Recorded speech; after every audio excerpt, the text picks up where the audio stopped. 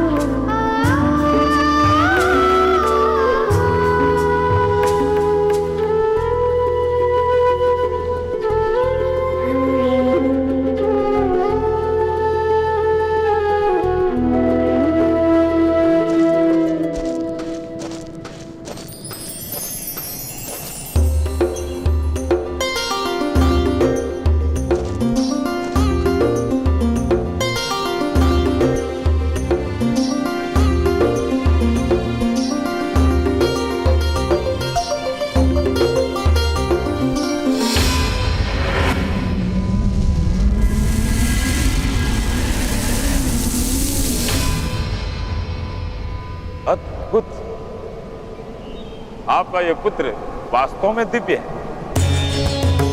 धैर्य, सामर्थ्य और आत्मविश्वास का बहुमूल्य संगम है इसके हृदय में। मेरा पुत्र अपने पराक्रमों से इस संसार में अमर होगा शनि। जैसे तुम्हारी दृष्टि मनुष्य को विकट स्थिति में धैर्य सिखाती है,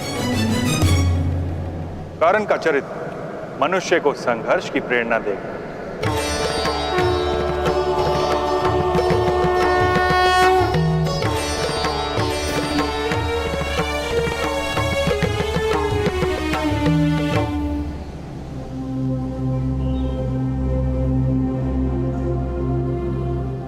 माता अब स्वस्थ हो गई। भ्रातागण, माता स्वस्थ हो गई। राधा, मनुष्य से संभव नहीं था ऐसा प्रयत्न कर्ण ने कर दिया आज।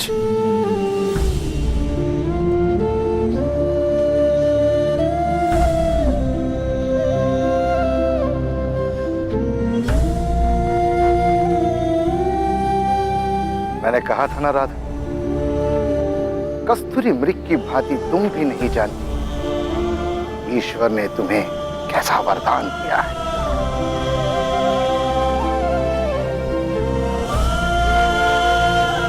आर्य, जेठ जी से कही है कि मृग और मनुष्य में यही अंतर है कि मृग वरदान के महत्व को नहीं जान पाता।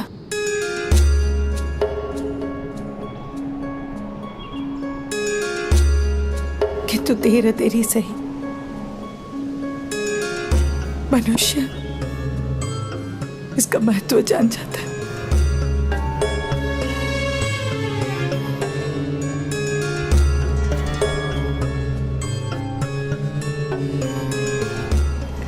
आर्य, जैसे कहिए कि मैं एक सामान्य मनुष्य हूं और इस सामान्य मनुष्य को इतने बड़े वरदान का उत्तरदायित्व लेने से भय लगता है।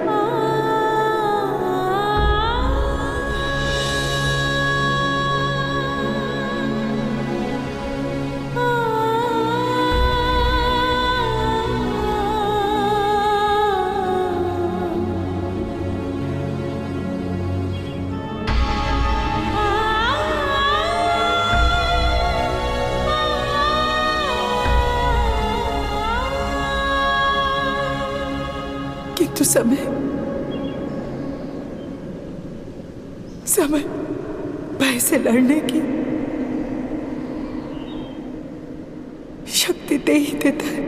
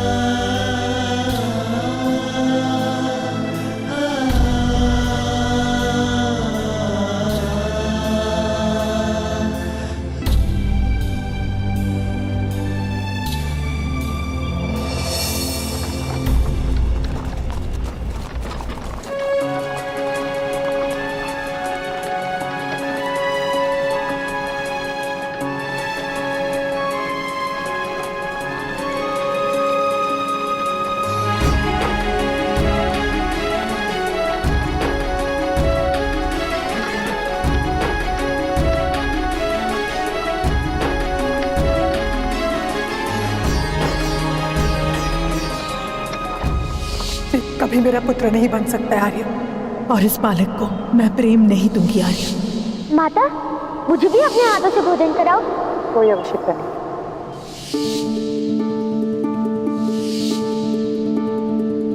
करण को पालना ही मेरे जीवन की एक पीड़ा है। आज रात से भर तुम घर से बाहर खड़ी। मुझे क्षमा कर दीजिए माता, क्षमा कर दीजिए। मत कहो माता मुझे। मुझे माता कहने का कोई अधिकार नहीं है तुम्हें।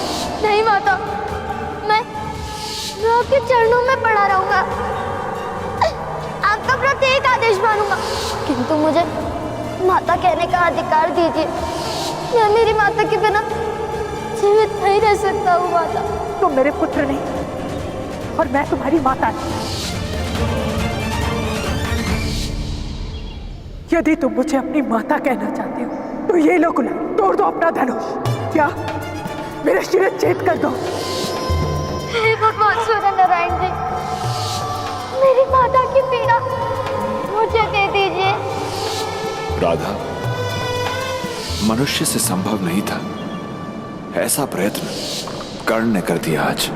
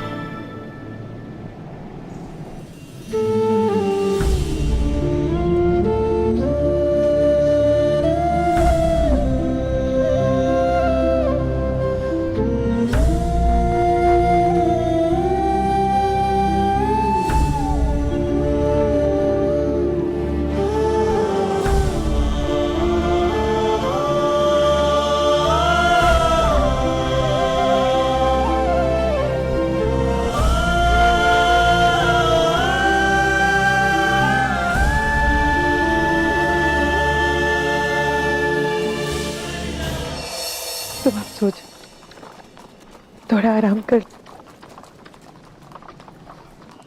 नगर आने में समय है।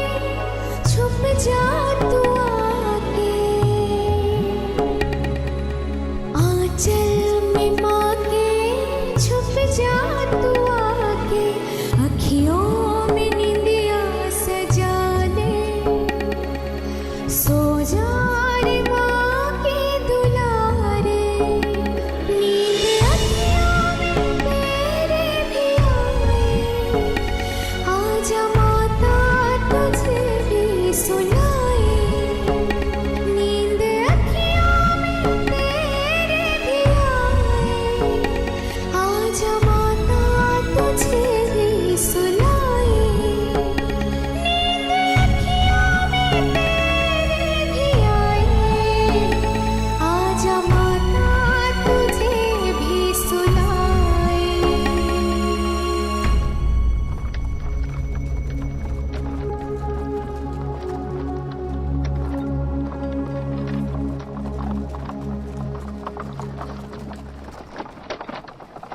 माता, यदि आपकी लोरी खत्म हो गई है तो मैं सो जाऊं? नींद उड़ा दी मेरी आपने गाकर। चुप।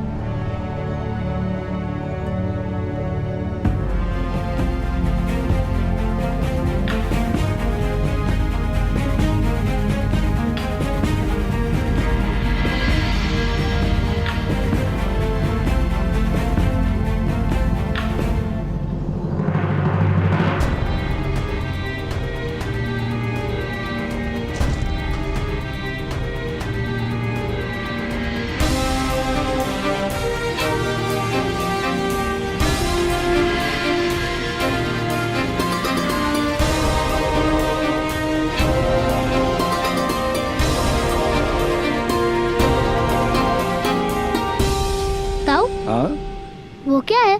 स्वर्ग है?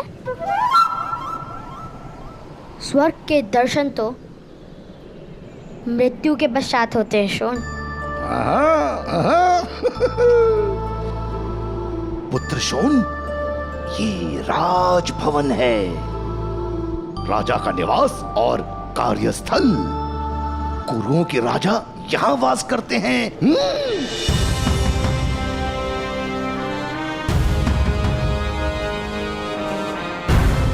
राजा इतने बड़े भवन में रहते हैं तो देवता कितने बड़े भवन में रहते होंगे ताऊ?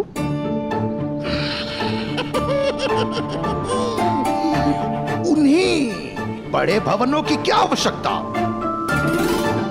जो अपने आकार से संतुष्ट नहीं होते, वो बड़े भवन बनाते हैं।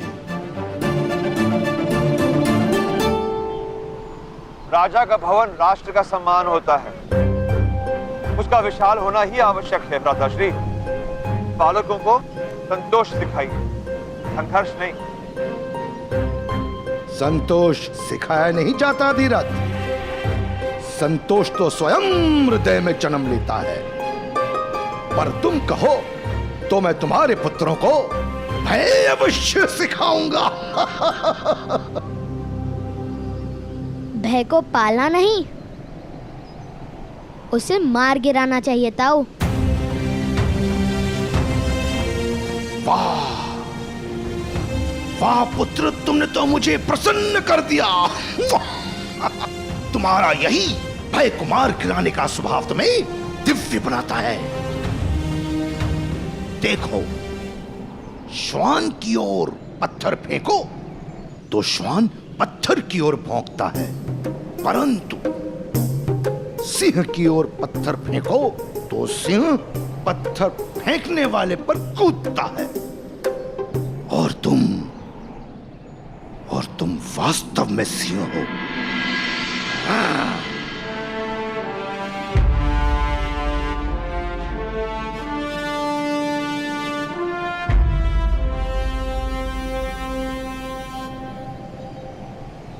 आज इस नगर को तुम देख रहे हो, शीघ्र ही ये सारा नगर तुम्हें देखेगा। नगर जन तुम्हें देखकर कहेंगे, देखो वो जा रहा है अधिरथ पुत्र कर्ण। अधिरथ पुत्र कर्ण,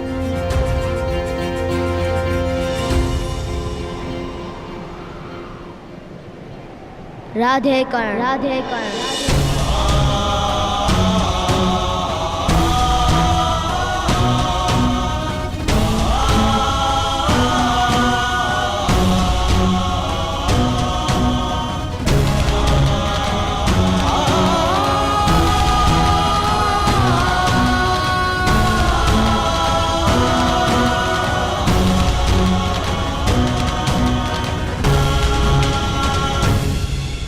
चले, अब हस्तिनापुर में प्रवेश लेने की अनुमति भी लेनी होगी हमें। तुम जाओ, मैं भुगत राम जाकर वृषभान से मिलूंगा।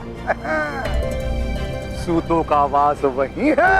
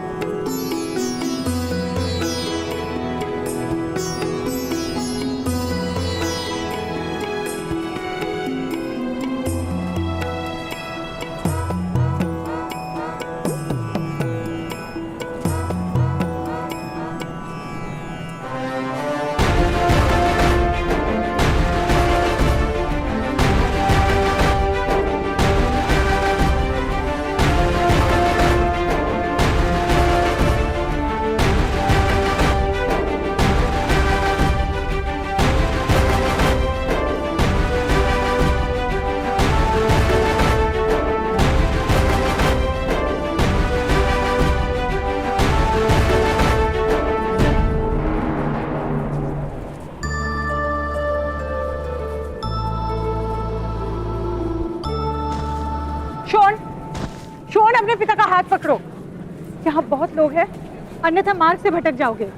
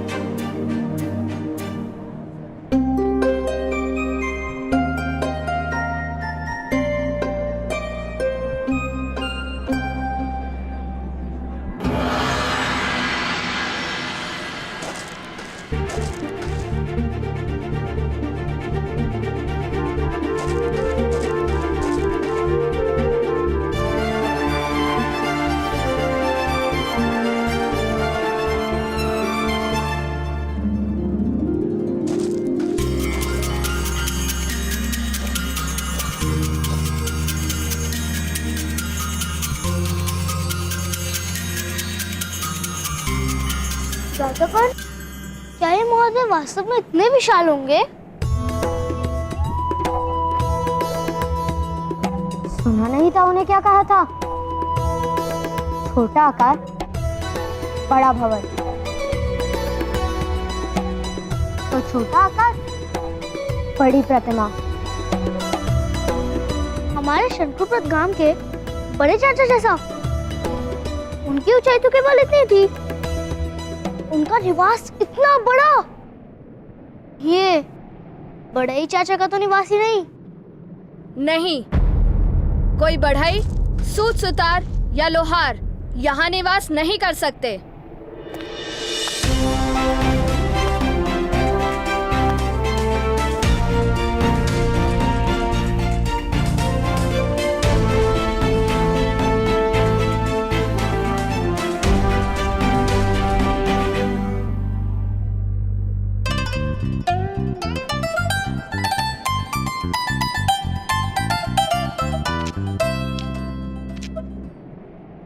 राजभवन में केवल क्षत्रिय ही निवास कर सकते हैं।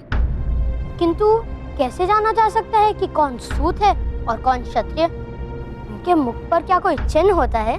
क्षत्रियों के मुख पर तेज होता है और उनके हाथों में शस्त्र होता है। तुम क्षत्रिय हो? नहीं, किंतु इस समय तो तुम भी क्षत्रिय नहीं।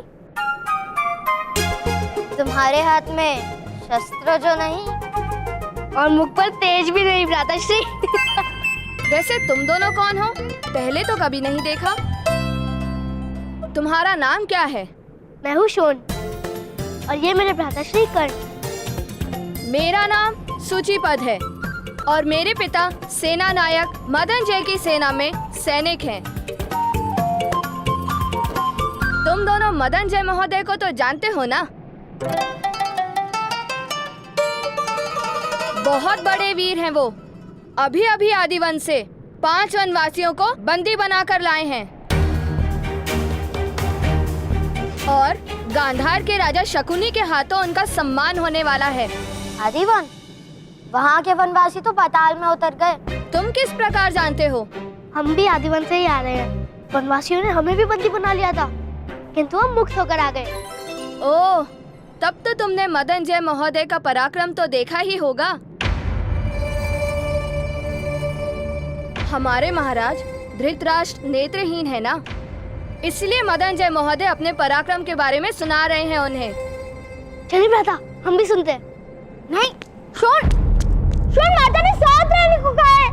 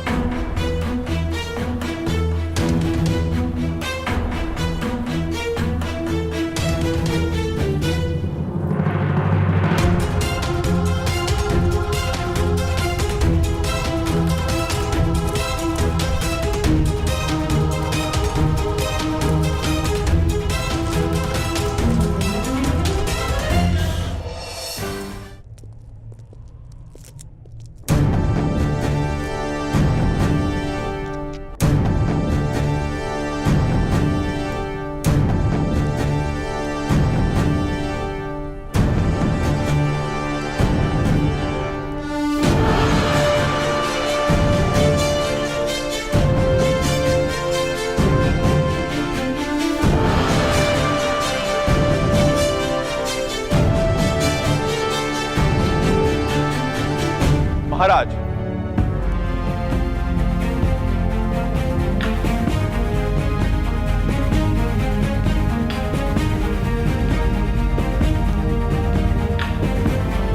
बड़ा विकराल था वो वन। आदिदेव की भव्य और भयानक मूर्ति बनी थी। बहुत बड़ी जीभ आदिदेव के मुख से बाहर आ रही थी। उस जीभ पर मनुष्य का मस्तक रखकर मनुष्यों का बलिदान दिया गया था। अनेक मनुष्यों के रक्त से समग्र परिसर लाल था। एक सूतों का परिवार बंदी बनकर डर से थरथरा रहा था। मैंने विचार किया कि हस्तिनापुर की महान सेना का सेना नायक सूत परिवार का रक्षण यदि नहीं कर पाए तो समाज हस्तिनापुर पर लालछन लगाएगा महाराज। 500 से अधिक वनवासी थे वहां महाराज, किंतु आपकी कृपा और प्रेरणा से आपका ये सेवक भयभीत नहीं हुआ। मैंने उन्हीं का शस्त्र खींचकर भीषण युद्ध किया महाराज।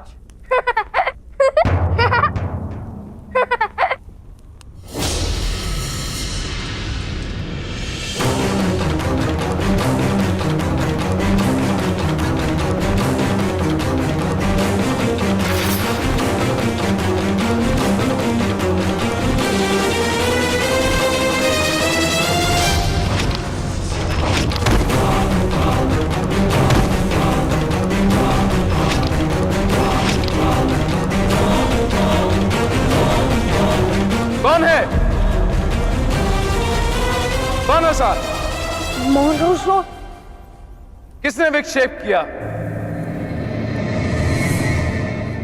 क्षमा कर दीजिए महाराज, मेरा भाई कुछ अधिक हंसता है। मोहन,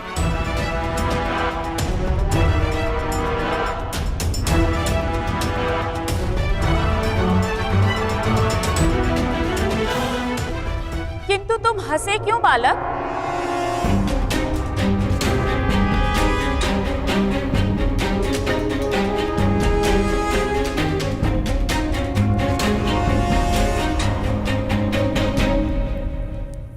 महामंत्री विदुर,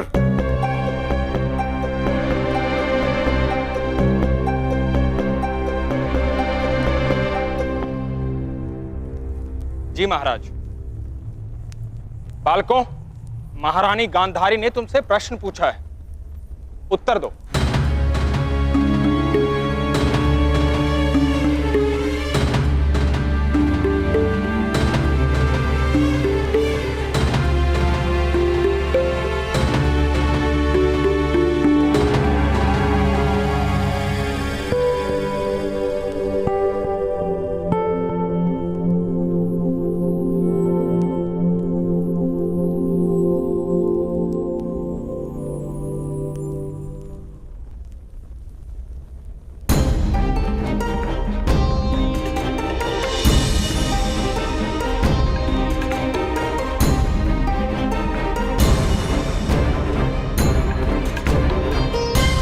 उत्तर दो बालक, तुम हंसे क्यों?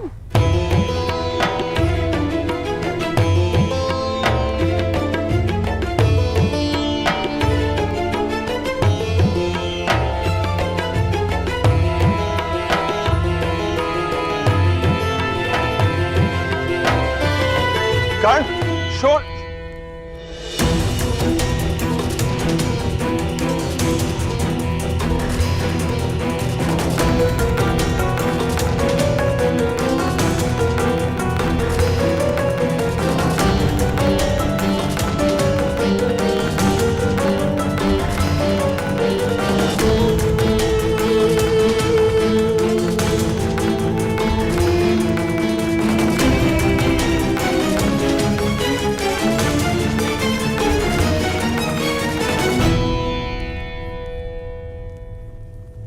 क्षमा कीजिए महाराज,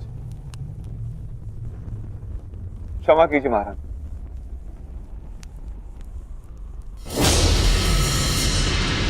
ठहरिए।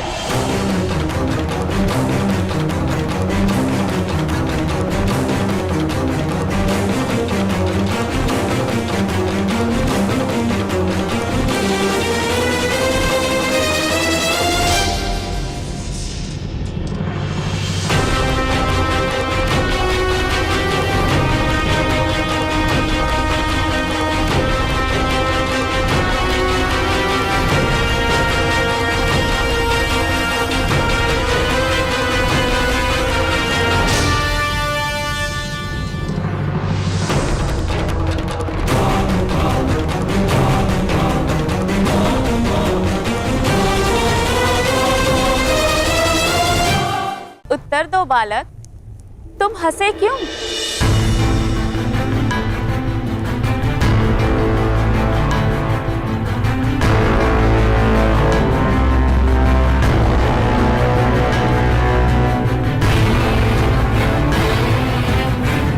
कर्ण, शोर।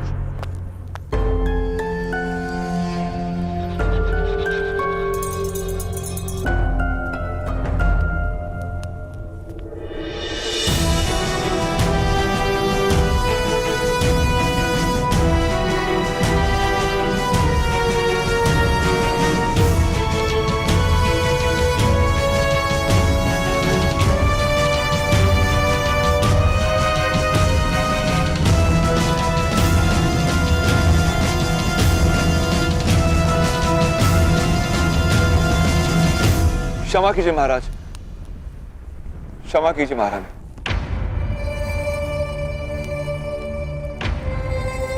चल चल। ठहरिए। महारानी ने प्रश्न किया है, उत्तर दो बालक।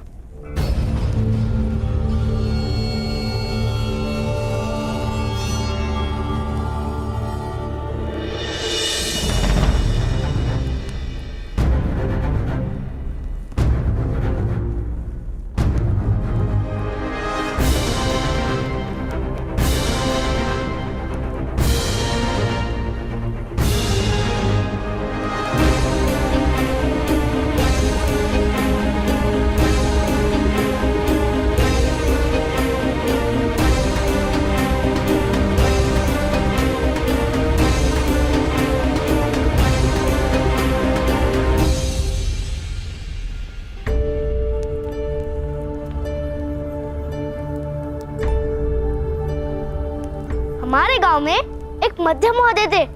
वो सदा कहते थे कि मैंने युद्ध में 100 शत्रु के हाथ काटे और 100 शत्रु के पैर भी काटे।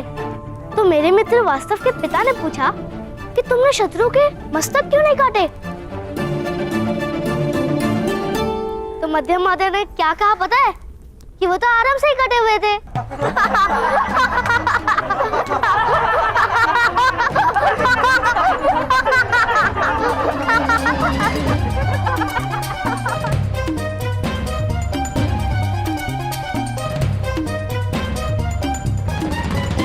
सम्राट धृतराष्ट्र के सामने खड़े होकर चेष्टा करने का साहस करते हो।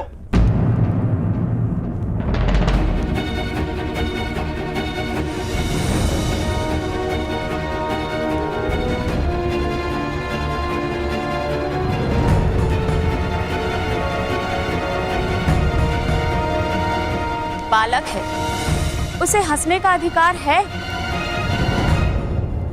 किंतु इस प्रसंग का स्मरण क्यों हुआ बालक? क्योंकि ये सज्जन गुफा से बाहर निकले उससे पूर्व मेरे भ्राताश्री ने उन वनवासियों को पराजित कर दिया था।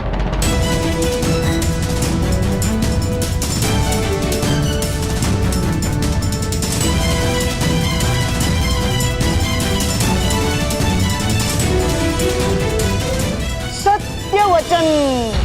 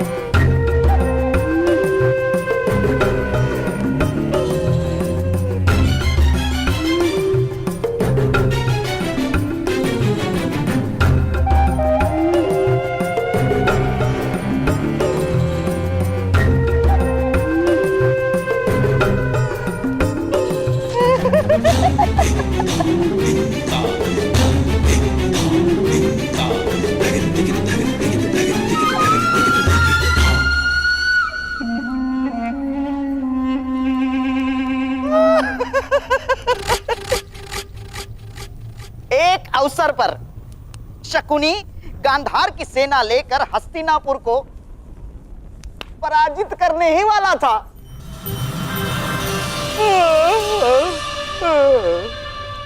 किंतु हमारी निद्रा ही टूट गई।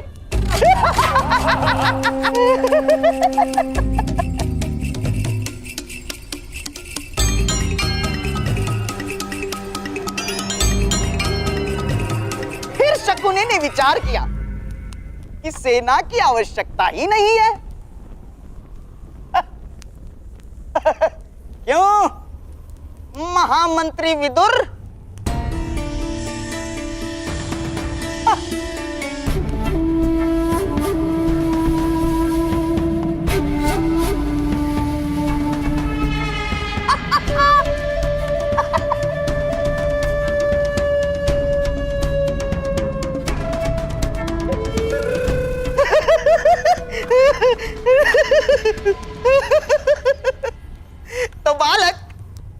भ्राताश्री जाग गए। किंतु जो व्यक्ति वास्तव में कार्य कर सकता है उसे स्वप्न देखने की क्या आवश्यकता है? हाँ?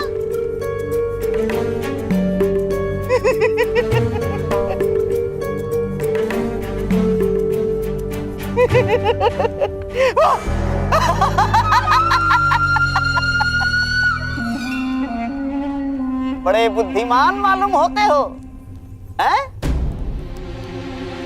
सुनो बालक, यदि यही वाक्य कोई बुद्धिमान कहे तो उसे असत्य कहते हैं, और यदि यही वाक्य कोई मूर्ख कहे तो उसे सत्य कहते हैं।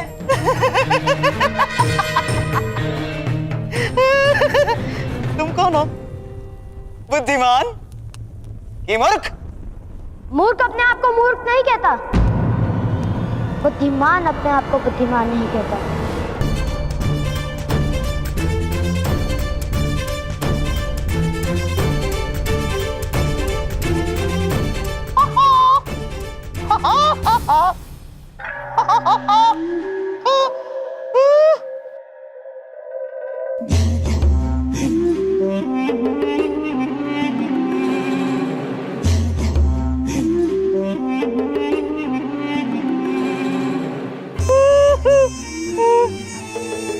क्या यही है तुम्हारे भ्राताश्री?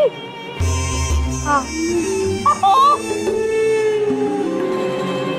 तुमने अकेले ने वनवासियों को पराजित कर दिया?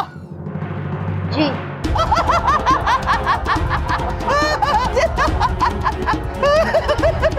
अकेले पराजित?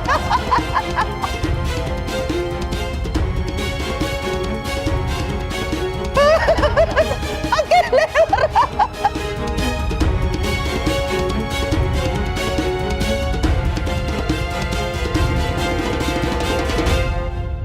राजा के सामने असत्य बोलने का दंड जानते हो? नहीं, आप बताइए।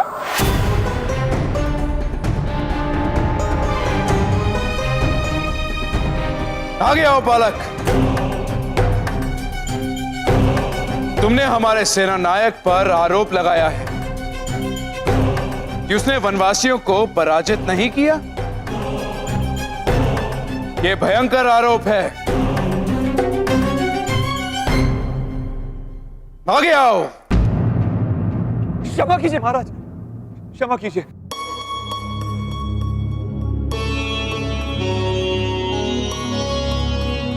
सम्राट, मेरा पुत्र मूर्ख है। हम हस्तिनापुर प्रथम बार आए। वो नहीं जानते किसके सामने मुंह खोला है उसने। क्षमा कर दीजिए। मौन रहो। आगे आओ बालक।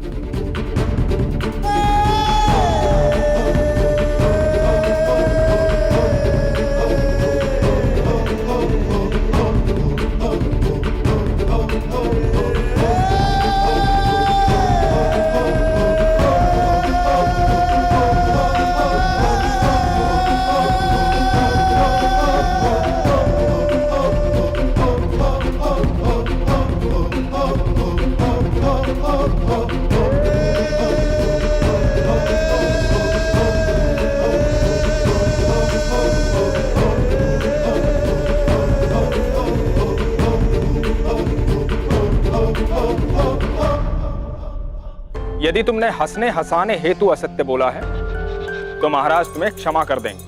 मैं असत्य नहीं कह रहा हूँ। मेरे भ्राता ने उन वनवासियों को धनुष से पराजित किया था।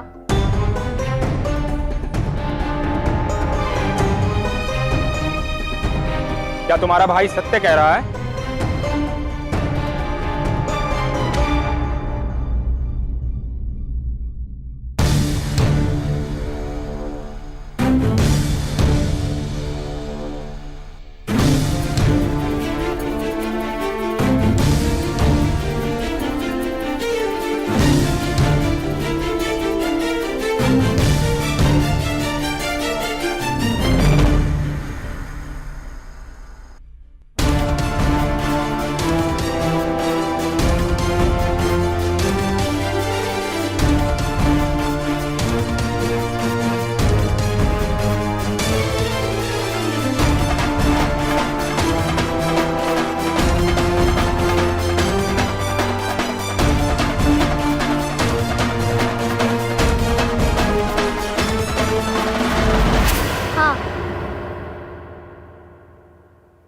हम कभी असत्य नहीं बोलते।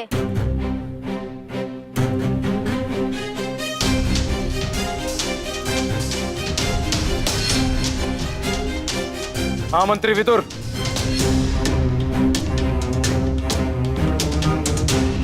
कितने वर्ष का है ये बालक? 9-10 वर्ष का प्रतीत होता है महाराज।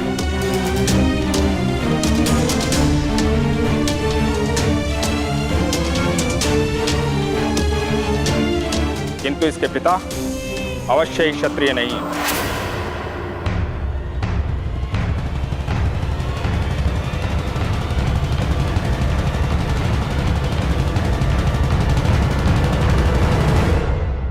कौन सी जात के हो सज्जन?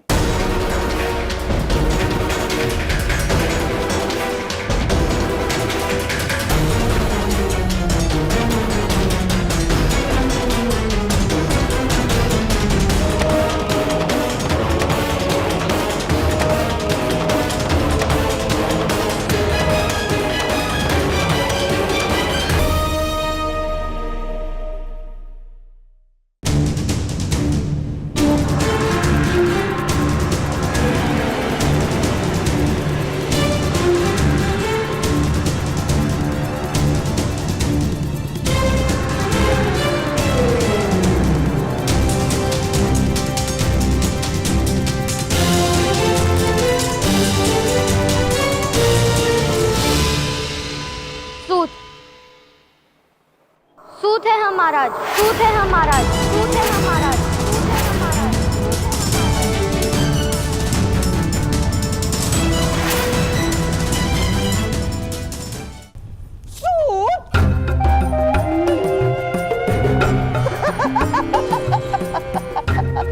सूत है सूत है सूत। महाराज, एक सूत के पुत्र ने धनुष उठाकर वनवासियों को अकेले ही पराजित कर दिया।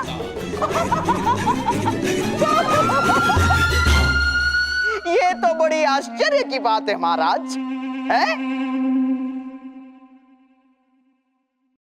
इस बालक की परीक्षा तो करनी ही चाहिए।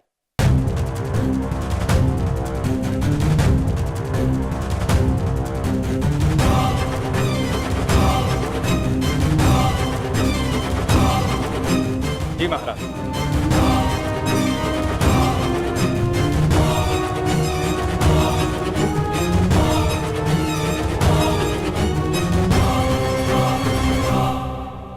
सेनानायक मदनजय, अपना धनुष बालक को दीजिए। किंतु महामंत्री विदुर,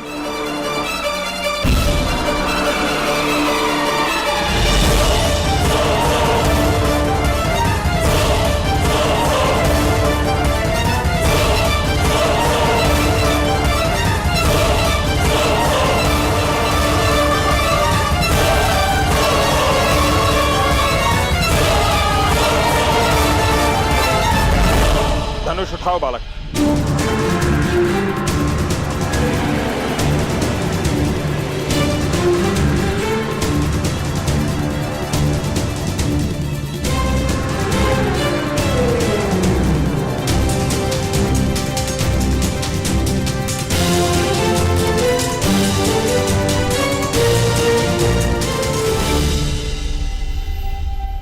क्षमा कीजिए, मेरी माता का आदेश है कि मैं धनुष को स्पर्श ना करूं।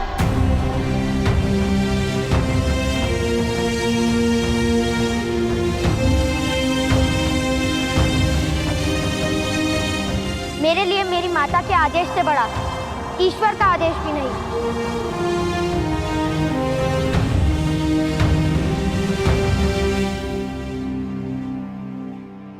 तुम्हारा समर्पण प्रशंसा के योग्य है, किंतु महाराज के आदेश के सामने तुम्हारी माता को अपने आदेश में परिवर्तन करना होगा।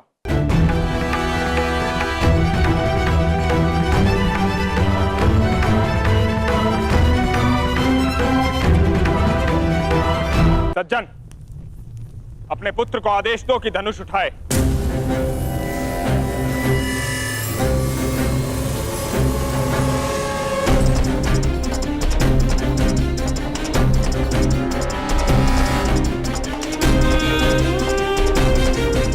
धनुष उठाओ और मेरे हाथों में दो।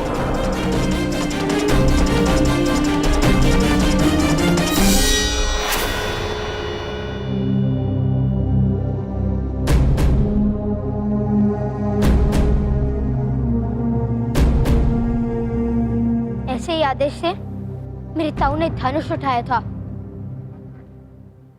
फिर उनका हाथ काट लिया गया था। क्या आप मेरा हाथ काटने की इच्छा रखते हैं? विवाद मत करो, धनुष उठाओ अथवा स्वीकार करो कि तुमने असत्य बोला है।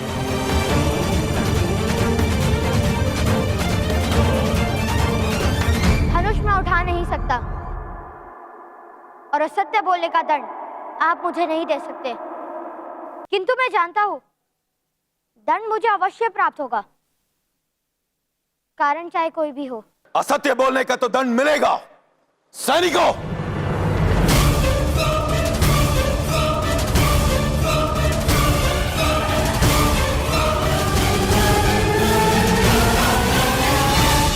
धनुष उठाओ पुत्रकरण।